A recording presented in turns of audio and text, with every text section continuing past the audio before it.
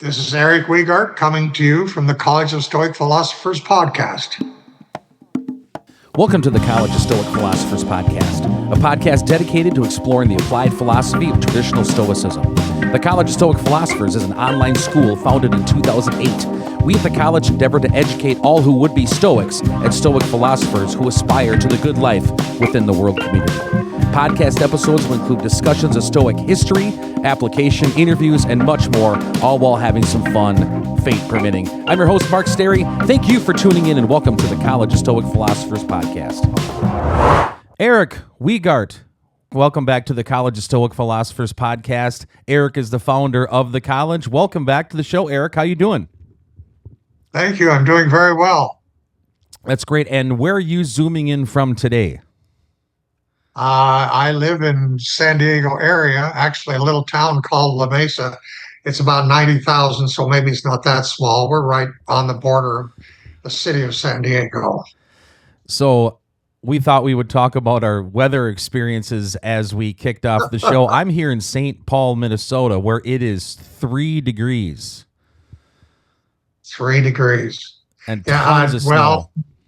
Yeah, you probably don't want to hear that the temperature in San Diego is the high is going to be about 70 degrees and sunshine.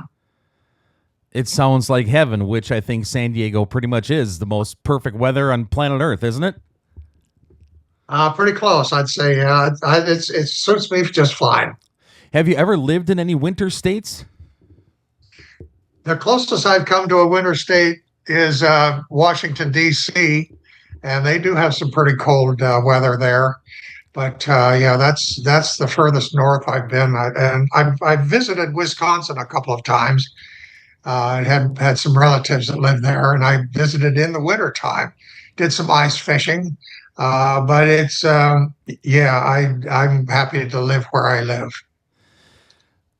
I'm trying to look at winter this year as a good way to practice my Stoic practice when it's snowing, when it's the traffic's bad or poor drivers. I've been doing pretty good so far, keeping it together without just becoming unglued at the elements and cursing the universe. And a big reason why is because I have kicked off my practice of meditation. In particular, Pneuma willpower meditation, which you taught me over 5 years ago, and wanted to have Erik on the podcast to talk about meditation and its importance to a Stoic practice and exactly what it is, maybe how to do it a little bit, and just chat about meditation in general. It's a huge part of my practice and like one of the primary ways I do my Stoic practice because, as you would say, it would develop a better control of your inner dialogue. And when things happen, you can stop and make a decision before reacting. And I had noticed in my personal life that I was starting to get a little edgy, things like that. Because meditation kind of comes and goes, and so I wanted to re-kick it off again. And I remember I was talking to you during that time, and so now I'm a couple months back into my nearly daily meditation of about 20-some minutes a day, and I can definitely tell the difference. And that is a major part of my Stoic practice, along with reading and all that kind of stuff, is the meditation component. So, Erik, when did you first become familiar with meditation? Well, it's kind of a long story. I hope your listeners are patient because it actually started back in 1983, and it was born out of a kind of a personal isolation crisis. I was living in teaching English in a small fishing village called Nishikiwa, which is on the Oahu, not the Oahu, on the main island of Japan. So in Nishikiwa, Japan, I was there were actually total of two Westerners that lived there. I was teaching English, and I was working 6 days a week, teaching English from 8 in the morning till 9 or 10 o'clock at night. And I was just exhausted. I was alone, and I felt more isolation than I didn't have television, radio, magazines, anything not in English. So I was so isolated. But there's a Buddhist temple bell that rang every morning at 6 a.m. There was a Buddhist temple, just within easy walking distance of where I was living, and so I would hear that at 6 a.m. every morning, and I decided I wanted to meditate when the bell went off because that's the time I had to get up before I went to work. So I started meditating every morning at 6 a.m. And that's when I really started. At the time, I was trying to be an artist and I wanted to do some drawing and I wanted to combine meditation with drawing. So I had an ink brush, sumie, it's called in Japanese. And so I had an ink brush, and every morning I would meditate, go into a deep meditation. And in the winter, it was really, really cold. And then I would draw a perfect, or what I attempted to be, a perfect circle, what I called perfect wall. And I found out later that it's actually a form of Buddhist meditation exercise or practice. It's called Enso, ENSO.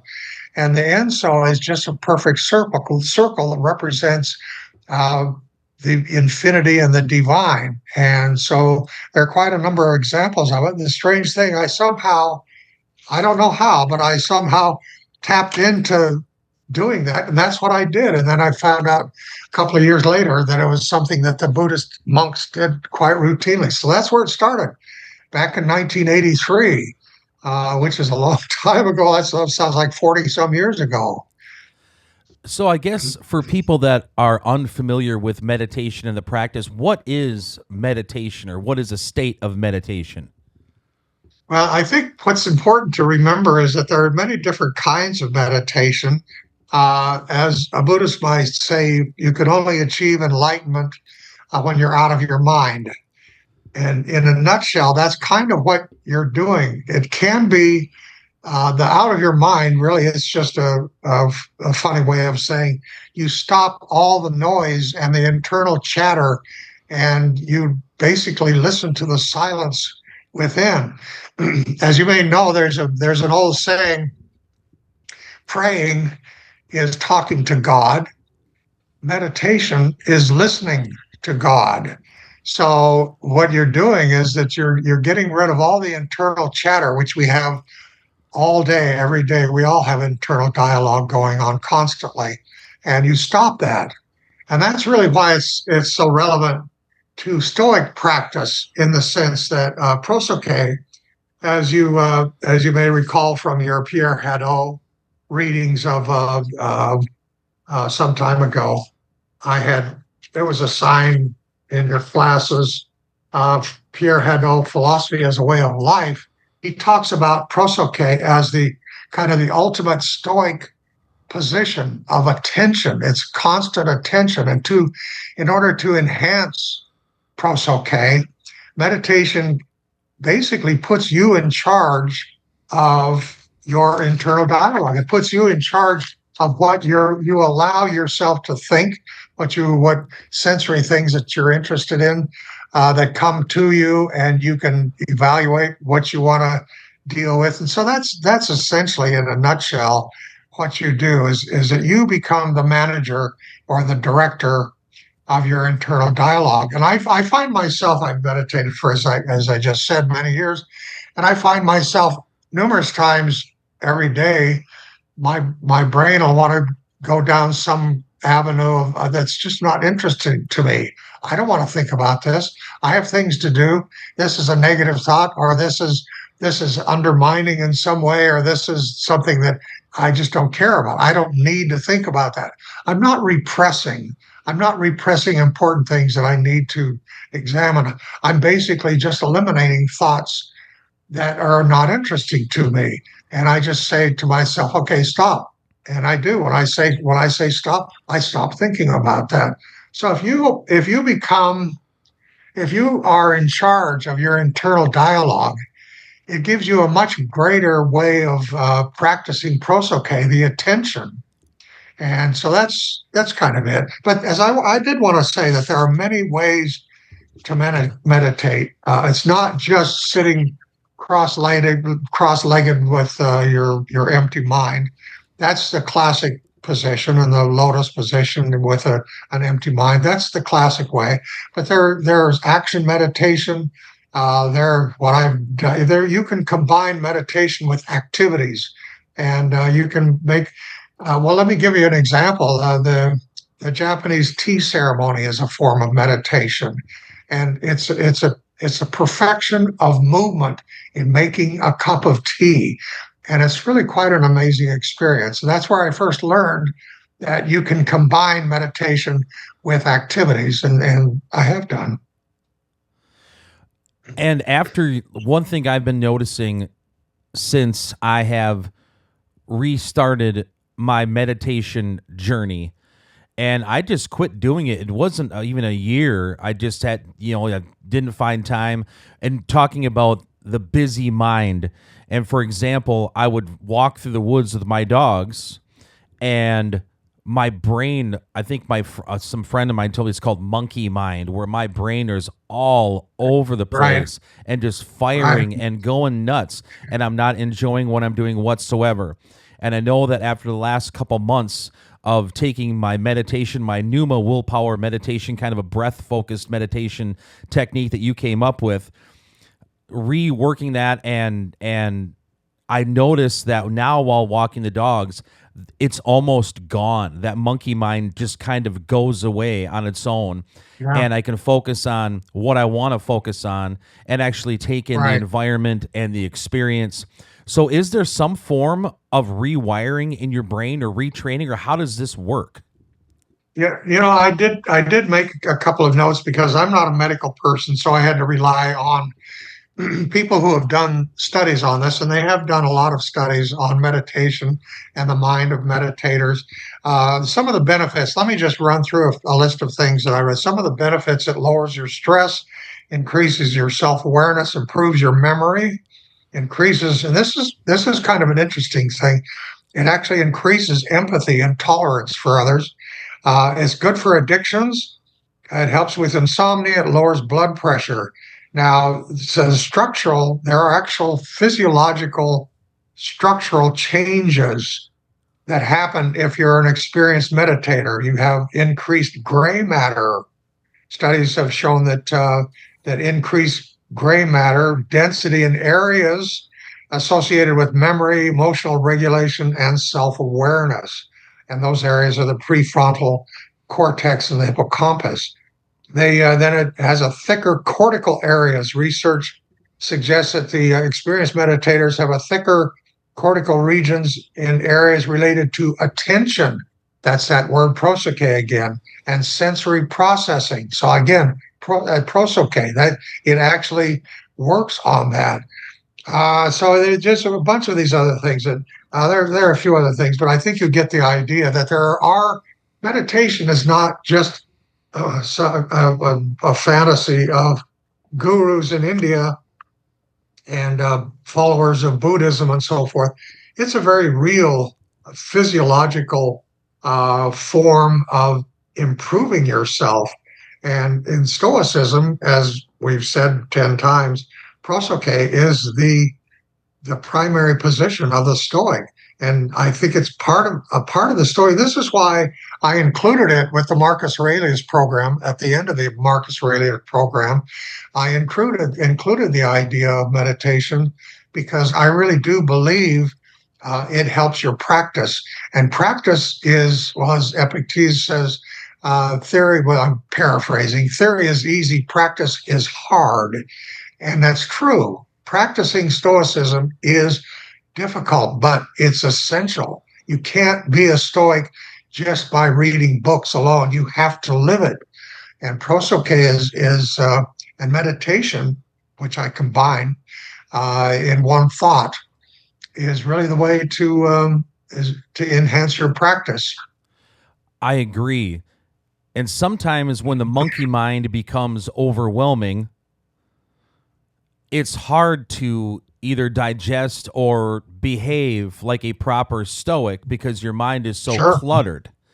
And I think that when I meditate, and it takes time for it to kick in, meditate for a month or something like that, build up some time, it seems my brain is more ready and more open, and it's easier, slightly easier to behave like a proper human being. Yeah, it's true. I'm sure that's really true. And it's very difficult to imagine someone who's an experienced meditator being flying off the handle, as they say, or having these kinds of mental emotional breakdowns that are so common with people because we live in a very stressful time. Always, every time is very stressful, and life can be quite difficult. And I don't know of any one practice outside of Stoic philosophy itself. I don't know of any one practice that is better at managing the stress that we live of. And I wanted to also mention, we always think of the guru in the lotus position, cross-legged, and saying Om or whatever, emptying his mind. But there are many, as I've said already, many ways to meditate in many different positions. I have chronic insomnia, something I inherited from one of my grandparents, and I used to be upset about that, and I'd try things, medical things, and nothing really seemed to work. I didn't want to get addicted to anything, so I just found out, not just recently, but I found out some time ago that when you're lying in bed, my kind of insomnia is the kind when you wake up in the middle of the night and can't go back to sleep. I never have trouble going to sleep. It's staying asleep that's difficult. So I'm just lying there. So what I call it horizontal meditation. And I do meditation just lying in bed. And I will meditate anywhere from 15 minutes to whenever I fall asleep. It may take an hour, but I actually get more meditation in probably lying in bed than just about anything, because it's something I work with almost every night. I'd like to talk about the meditation that I'd never tried it. I'd heard of it, but I was not around it or practiced it at all until I was with you in the college Prosoque term, and I started as 101, and you introduced the Pneuma willpower meditation that you came up with. Right. Do you mind explaining the basics of that? And I'll kind of jump in and see my little tweaks that I do. Sure. Well, the basics of it is that I use the word pneuma because, as Stoics all know, pneuma is the air of the divine. It's a divine breath. In one way of describing it. And many of these terms can be defined in numerous ways, but essentially pneuma is the divine breath, and that's part of the divinity.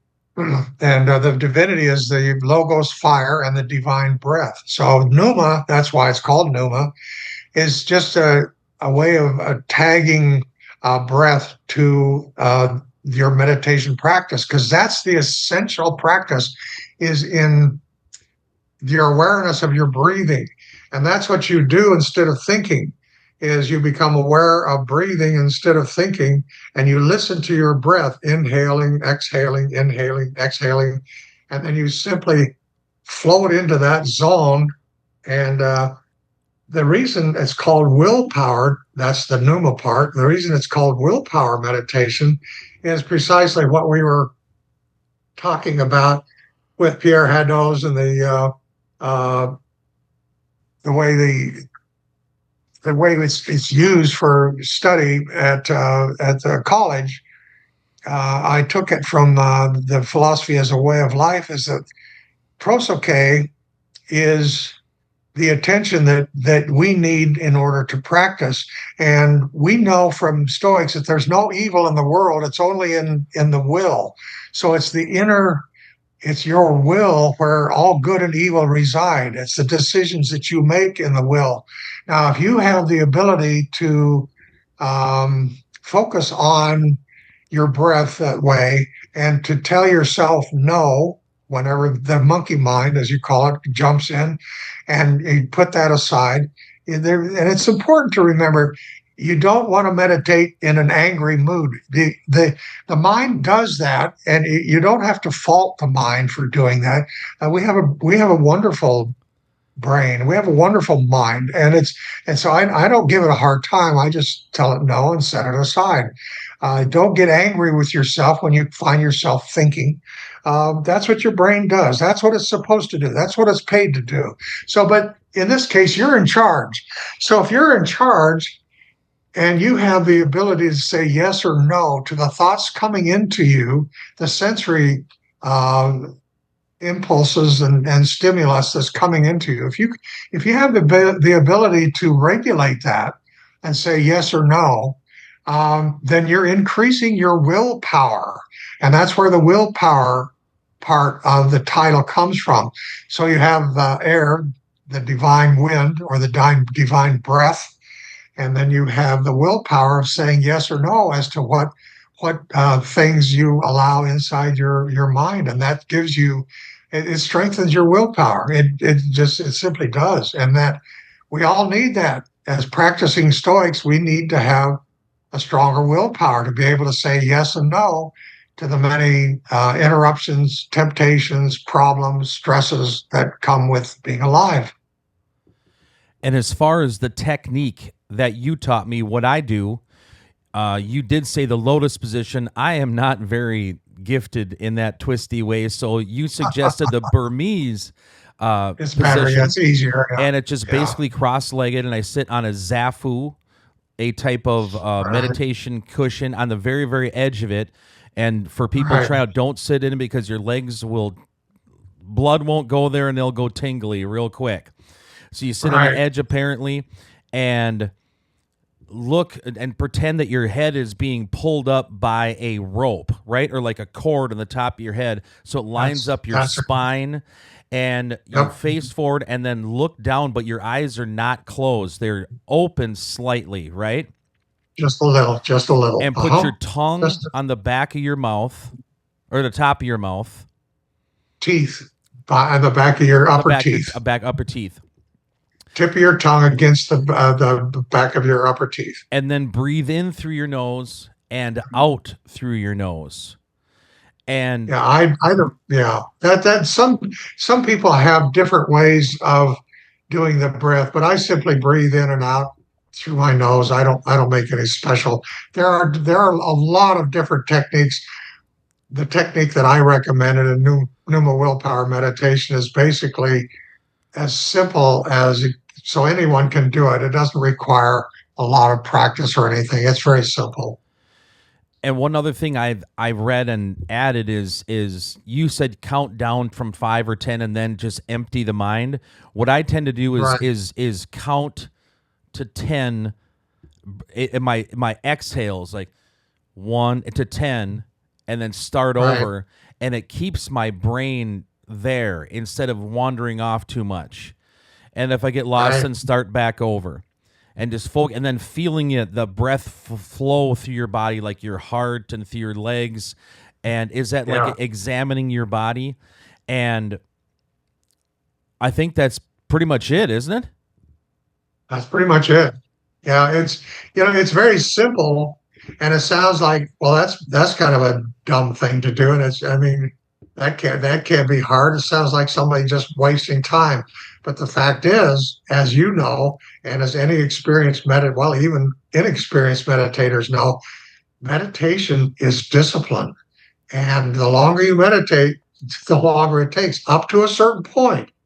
If you find yourself meditating beyond 20, 30 minutes, generally the mind has come to accept what you're doing, and you're not in such a big hurry to jump up and run away from this tiresome practice, because it does take discipline, but it takes, I always say, about 75% of the discipline takes just sitting down, getting in, setting the time aside, sitting down into a meditation position and starting. That's about 75% of the discipline, because we have busy lives. It's scheduling. We're all different too. Some people meditate in the evening. Some people meditate in the morning. I'm a morning person. All my life, if I try to meditate in the evening, and I've tried it numerous times, I just go to sleep. 5 minutes, that's it, I'm gone. But in the morning, after I've had a night's sleep, then I can keep awake. And so after about 20 or 30 minutes, you go into a form of what I call just simply deep meditation. You're not on the same superficial level. Once you get into deep meditation, which is a very important thing to do if you want to be a real meditator, once you get into deep meditation, everything flips over to the other side of the coin. And that is, now all of a sudden, you don't want to stop. You not only don't want to jump up and run out of the room, you want to actually stay there, and you want to stay there longer.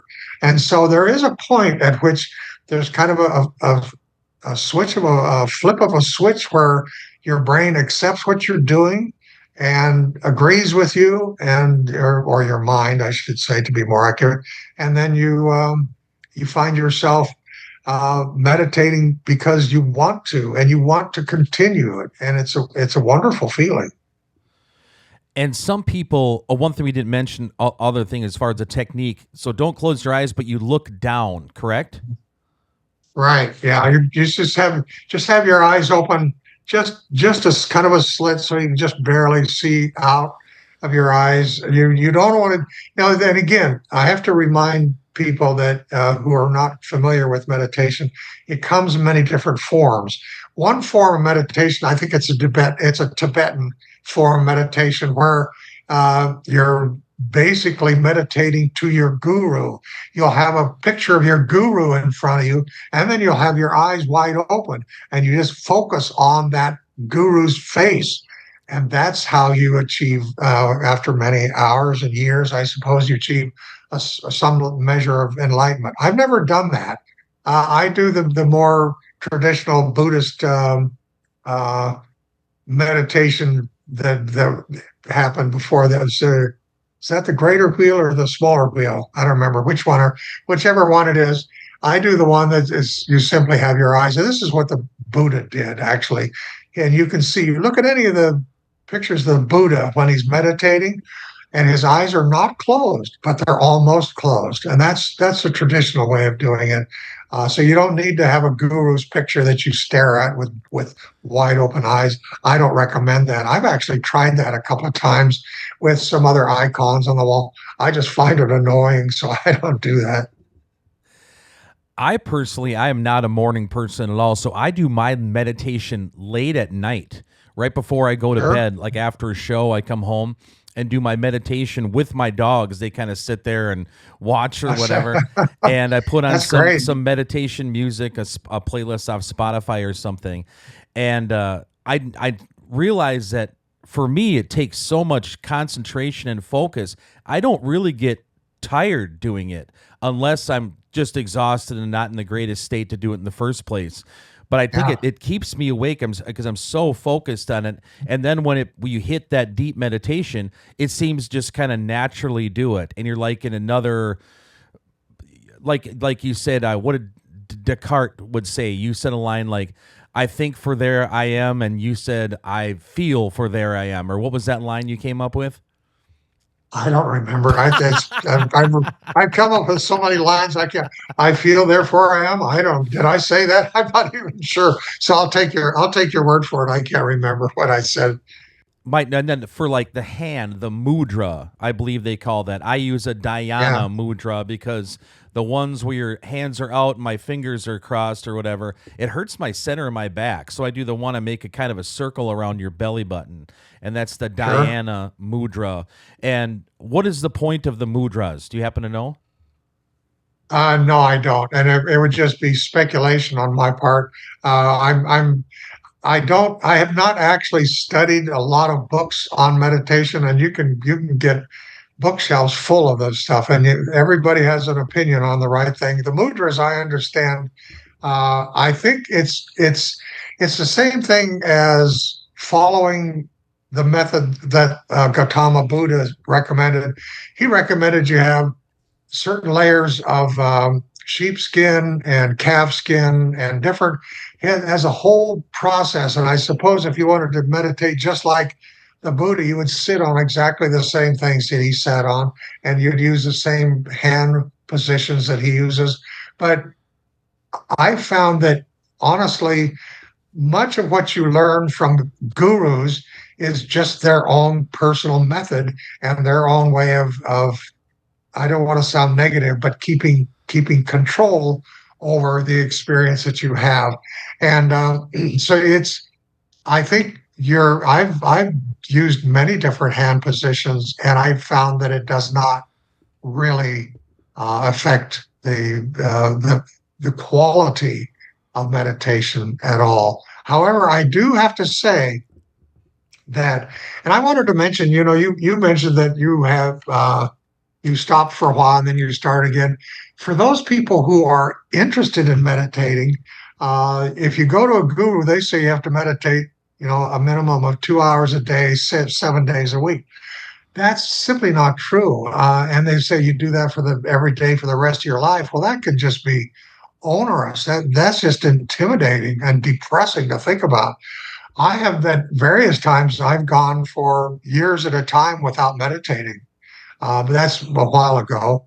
The last 10 or 15 years, I've meditated 7 days a week, but not 2 hours a day. I meditate in the morning because that's how I can stay awake. I could never meditate the time of day that you do. So we're all different. And that's probably the first thing you need to figure out is if you're a morning or a night person. Because if you're trying to meditate at night and you're a morning person, it's not going to happen for you, and vice versa. If you're a night person and you don't even get it together until noon the next day, then don't try to meditate in the morning. You do whatever suits you, whatever works for you. I remember learning some of this from you, and you introduced like a type of visionary meditation where you kind of go on a journey and all this stuff. And I remember I was telling you that I was trying that, and I was saying, "Oh, I saw my dog here and ran into my dog there and flew up in the air." And you said to me, "No, you're just daydreaming." There You're is supposed that to be is a thinking nothing. tendency. You're supposed to empty the mind. That's right. That's right. That's why the Buddha says to achieve enlightenment, you have to be out of your mind. You have to empty the mind. You have to be out of it, away from your mind.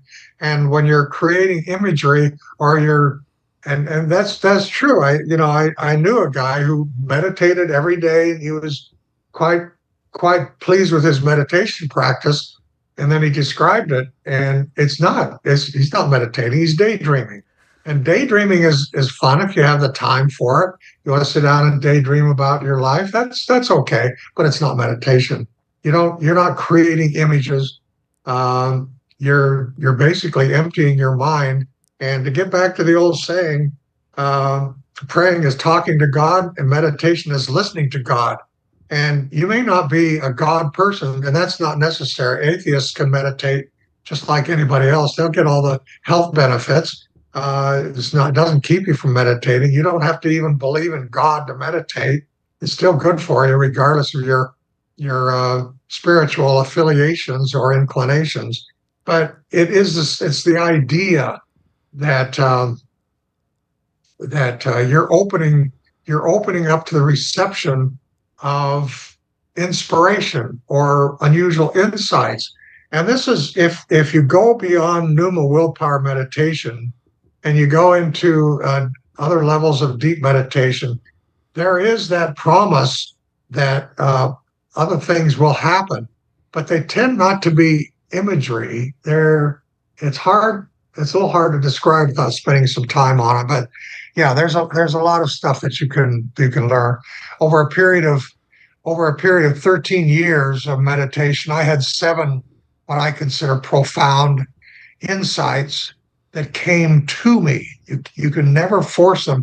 You can't ask. Well, you can ask for them, but they come when they're going to. I think these insights, and it kind of keeps you motivated when to continue meditating, when there's promise of insights that are I think, profound philosophical insights about the nature of reality.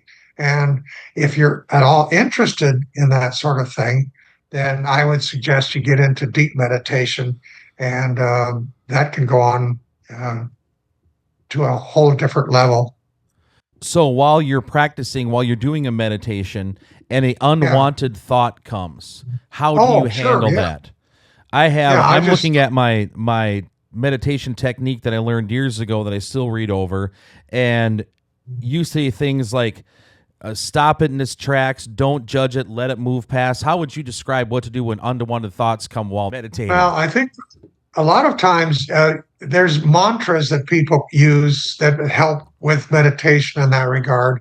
And you, you can stop it by simply saying stop, and literally to yourself. You don't have to yell it out loud. You simply, if you're meditating and you're listening to your breath, and thoughts come to you that common mundane activities of your day. You're worried about, you're going to have to talk to the boss, at 1 o'clock appointment to talk to your boss, and you're worried about what the boss has to say. And these thoughts will come to you. And if you don't feel it's appropriate to think about that, you can just say stop. On the other hand, and this is a benefit that meditation that I think a lot of people don't use. If you have specific stressful incidents that are bothering you, and you need to resolve an issue, sometimes being in deep meditation is the best way to resolve that issue. Ideas will come to you. This has happened to me many times. Ideas will come to you, perhaps from the subconscious mind. I'm guessing that that's where it's from. They will come to you from out of the blue, if you will, and all of a sudden you realize, oh, that's how I can deal with this. This has happened to me many times. This happened to me when I was a scholar of the college, and I would have a problem. I would be in deep meditation, and a solution to the problem would just make its appearance in my mind. And so I knew that apparently my subconscious mind had been working on something that was bothering me, that was concerning me. And by being in meditation and stopping all the nonsense inside, my subconscious mind was able to communicate the solution. Subconscious mind is I'm convinced it's your real genius. There's something inside of us that's incredibly intelligent, way more intelligent than my conscious mind, because you have to remember the subconscious mind absorbs everything. It doesn't forget anything. So it can put things together in ways that your conscious mind just can't keep up with. In our internal genius. Being a fan and student of panpsychism and pantheism, other things you taught me as well, when I meditate, it seems that my brain, subconscious mind, is you're paying attention to its tuning in to the conscious cosmos. Yeah, I think that's true. I think you're, in a way, you're that is that is a true Stoic belief. Now, that's a traditional Stoic belief, and I think a very important one. And that is that the cosmos is conscious and providential, but the consciousness of the universe, I think, has a very important part to play in. In another way, we might say the subconscious mind is channeling the logos, the conscious mind of the universe. And I don't know how to uh, describe exactly the mechanics or the physics of what's going on, but as a traditional Stoic, I do believe in the conscious universe. I do believe that the cosmos is a living entity. I do believe that it is in us, each of us. We have God in us, as well as everything else. And I think that it's a way of tuning in to the cosmos in a way that it's difficult to do when you're just going about your daily activities, and you're constantly focused on survival, because that's what the conscious mind is best at. The conscious mind is best at survival. It's the subconscious mind or the cosmic conscious mind that helps us with some of the insights that we don't have time for because we're too busy just dealing with the mundane of the common world. I think that's why it's such an important part, integral part of my Stoic practice, is because of that aspect of it, of the intertwining with the conscious cosmos. Do you mind explaining what mantras are? When I was taking this from you, a mantra what you gave me that I used was remain equanimous. Remain was Right. no reprimand, remain equanimous. And that was, so what are some other mantras and when would you use them while meditating? Well, I think it's better rather than to explain some of the mantras that I've used. It might be better to first of all, the mantra was given. This is all part of the control of the guru and the relationship of the disciple to the guru. I was never a part of that. I never wanted to be a disciple. I never wanted a guru. I wanted to figure it out on my own because that's my that's my nature. I didn't trust another person in something that was so important as my spiritual life. So if you're studying with a guru and you're the disciple of a guru, that's a guru will give you a mantra, something that you can say while you're meditating. He'll give you a mantra that he found useful or he thinks you may find useful. It may be, it can be, it can be literally anything. It could be a simple phrase. It can be a word. You could use as a mantra. You could say, "I believe in God." You could use that as a mantra, or you could say, "I believe God is conscious and providential." That's all it really does is it focuses your mind on where you are, what you're doing right now. And when you say that to yourself, you're saying that to yourself when you find that you have been carrying on an internal dialogue. And this happens. You're listening to your breath, and pretty soon something comes into your mind. And this may go on for several minutes until you all of a sudden wake up to the reality. I'm just sitting here talking to myself. And that's when mantras can be very useful. And you can make up a mantra. You can make up a bunch of nonsense syllables. What's most important is what you want to do. And I would recommend that you simply make up something that reminds you to stop and return to your breathing. And so that's how I've used mantras. I've made up and used many mantras, and I hesitate to reveal any. Remain equanimous is one of them because that's one I actually learned from in a Vipassana meditation course that I took.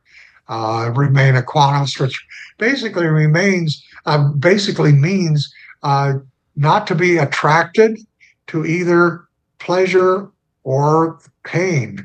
You remain equally free of either reality of the pleasures or pains that you may feel in the body or in life. So remaining equanimous is that you just basically are setting all of that aside. And it's an interesting phrase. And so if you're meditating and you hear yourself talking to yourself and you say remain equanimous, it's kind of like a command that and then you go back to listening to your breath. That's really the main reason for a mantra. Erik, I appreciate your time coming on this podcast and sharing your insights on meditation. I got one just quick question at the end.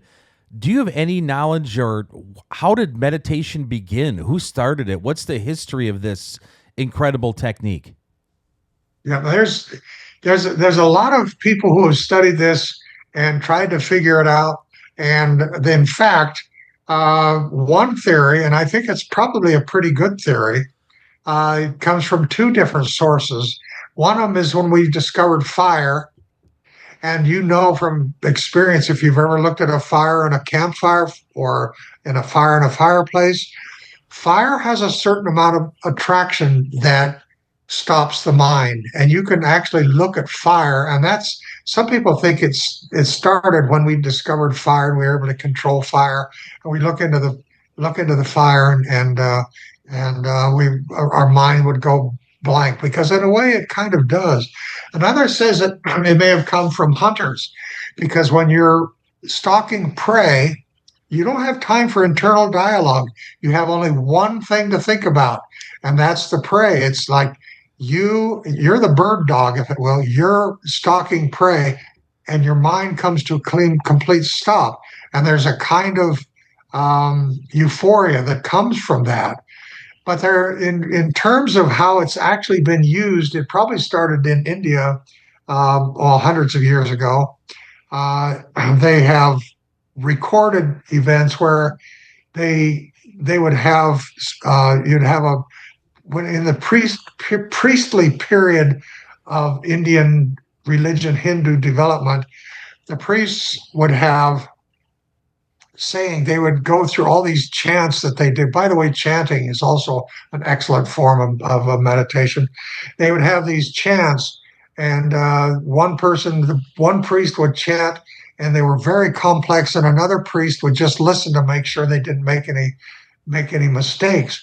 And one of the things that that I could go on for a while, but I think that you get the idea. It really started probably with hunters and with looking into the fire for all of us. And in India, it started with the Vedic period in the development of the Hindu religion, when the priests started chanting, and another priest would be completely closed his mind except listening to the words, and then the disciples would listen to the words, and then they went from that to an empty mind. That is fascinating. Erik, thank you again for coming on the podcast. Thank you for all your insight and sharing your knowledge. I really appreciate it. Great. Thank you. It's good to be here. It's good to see you again, Mark. You too, my friend. Thank you for tuning in to the College of Stoic Philosophers podcast. Please visit the collegeofstoicphilosophers.org for information on the college, e-journal, and course offerings. Till next time, pro-cop time.